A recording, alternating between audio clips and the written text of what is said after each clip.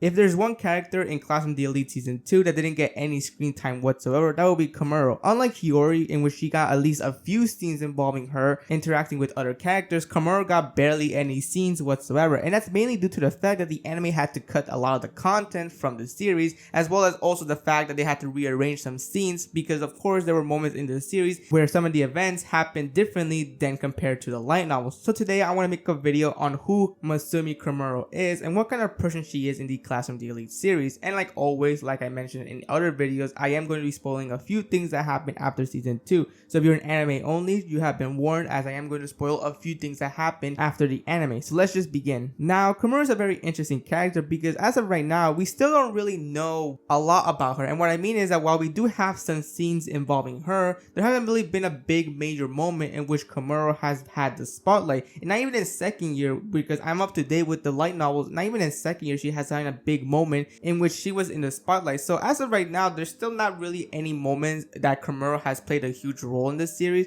But it's not to say that we haven't found out anything about this particular character. And that's one thing I love about Classroom the Elite, where even the characters that have barely any scenes or have barely interacted with other characters, the scenes that they are included, we learn about their personalities and what kind of people they are. And that's what Kamuro is. That's kind of what we get from Kamuro. The only things that we do know about Kamuro is the fact that she's from Class A and that she's very loyal to Sakinagi. And there's actually a bit of a backstory as to why Kamuro is very loyal to Sakinagi. But before we get into that, let's just simply talk about Kamuro. So like I mentioned previously, she is from Class A and is very loyal to Sakinagi. And that's mainly due to the fact that she most likely knows that Sakinagi is a very smart person. And not to mention what Sakinagi is capable of doing of people who try to become enemies of her. So it's very obvious that Kamuro is trying to be on the good side of Sakinagi, as she believes this is the only way to stay in Class A, and not only that, but get in Sakinagi's good side. And like I mentioned previously, there were moments that were supposed to happen in season 2 that involved Kamuro, but unfortunately those were cut, and that's mainly due to the fact that a lot of the scenes that were supposed to happen were rearranged. And let me explain. So the whole confrontation between Sakinagi and Anakoji happened in the end of the episode of season 2, episode 13. However, this confrontation happened way earlier in the series. This happened after the sports festival, which is in volume 5, or in the anime format, this was supposed to happen in episode 6 of Classroom the Elite. However, they completely rearranged it, so that's why this scene involving Kamuro wasn't included. Because after the confrontation between Sakinagi and Anakoji, Sakinagi was actually keeping an eye on Anakoji, and the way she was doing that was by getting Kamuro to spy on him and see what he's been up to. That's why in episode 10 of season 2, in which Anakoji was hanging out with his friends, he noticed that someone was looking at him and spying on him. So after that moment, there was supposed to be a scene in which Anakoji confronted Kamuro, asking her why she was spying on him.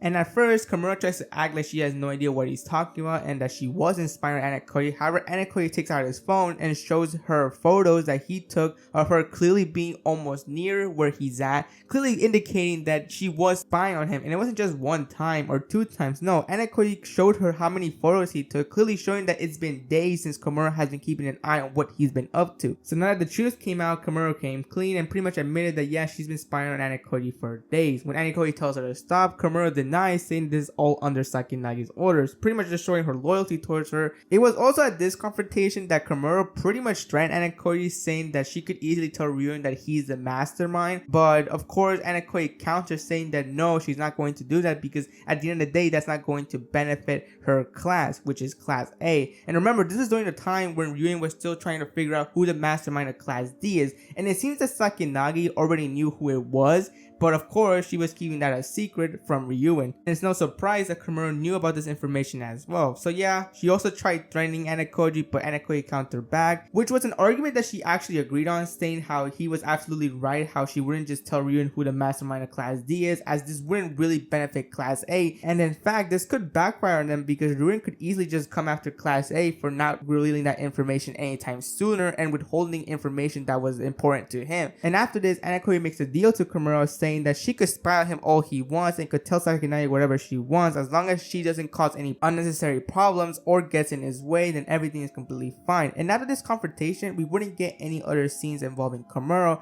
That will be until volume 9. One day, as Anakoji is coming back home from school, Kamuro comes out of nowhere and goes to the same elevator as Anakoji. Now at first, Anakoji has no idea why she's doing this. At first, he thought that she was probably looking for someone else, but that all completely changed when once Anakoji was at his apartment door, Kamuro was still there following him, and that's when Anakoi realized that clearly she wants to talk to him about something. And this is where we got to see Kamuro's personality, because she has a very nasty attitude. In fact, I believe her attitude is almost as bad, if not worse, than Horikita's attitude was in the beginning of the series. Yeah, there's another character that has an even worse attitude than Horikita. So she goes to Anakoji's room, and at first she insults his room, saying that it's plain looking. Then when Anakoji offers her coffee or tea, she says cocoa, so she added a third option that wasn't even there. And not only that, but when Anakoji makes her the cocoa, she didn't drink it, and her excuse is that she has a very sensitive tongue. So yeah, from just those moments, we got to see that Kamuro has a very nasty attitude for some reason. So we got to learn more about Kamuro in this whole altercation, in which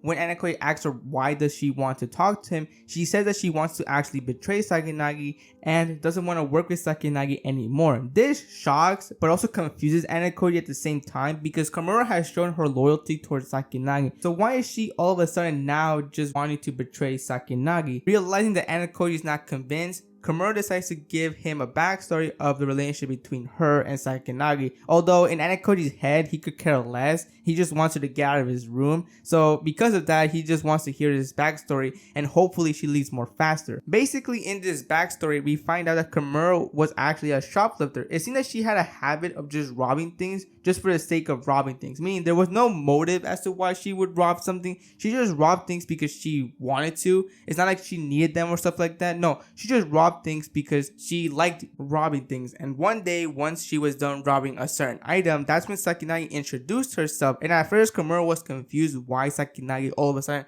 introduced herself, but it was very quickly figured out that Sakinagi knew that Kamuro was a shoplifter. And it seems at that moment, Kamuro thought to herself that she's been caught and that Sakinagi is probably going to, report her to the school. But Sakinagi had no intentions of actually reporting her to anything, as she wanted Kamuro to work with her. Kamuro first hesitant, didn't really understand, but ultimately she decided to work with Sakinagi. And as she's saying this story, she doesn't really sound angry about it. That is something Anakoji quickly notices, how she's saying this story, but it's very clear that she's not really mad that Sakinagi is using her. It almost seems that she's happy that she's finally useful to someone. And from just this one background story, we got to learn more about Kamuro. Not only did we find out that she was a shoplifter, not only did we find out how Sakinagi and Kamuro even became a thing, but we also found out that she only robbed things for the sake of just robbing things. I mean, to just show how good she was at robbing things, she literally was robbing a can of beer before Sakinagi confronted her. I mean, that just shows you how good she is at this kind of stuff. Now, after hearing all this, you might think that this is very clearly a case of Kamuro wanting to betray Sakinagi, as she revealed everything to Anakoji,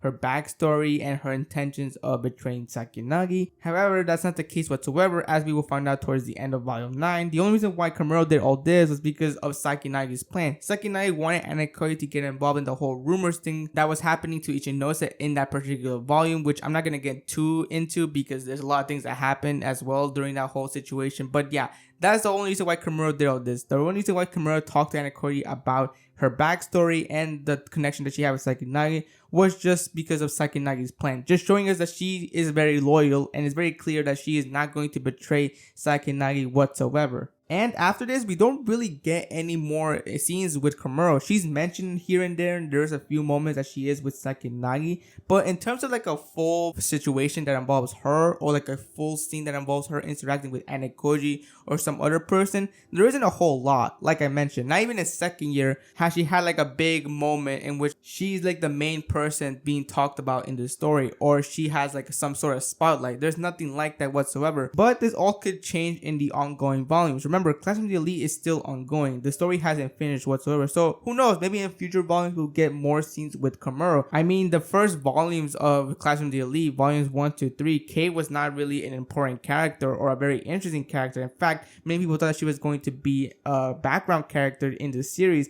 And if you're anime only, you would know that in season 1, she had no moments in that season as well. But of course, that'll completely change in volume 4. Or if you're anime only, season 2 showed us that Kei is a very important character in the series and a very interesting character. So who knows? Maybe that will happen to Kamuro, but only time will tell. But yeah, that's pretty much the entire video. Hope you enjoyed it, and I'll see you next time.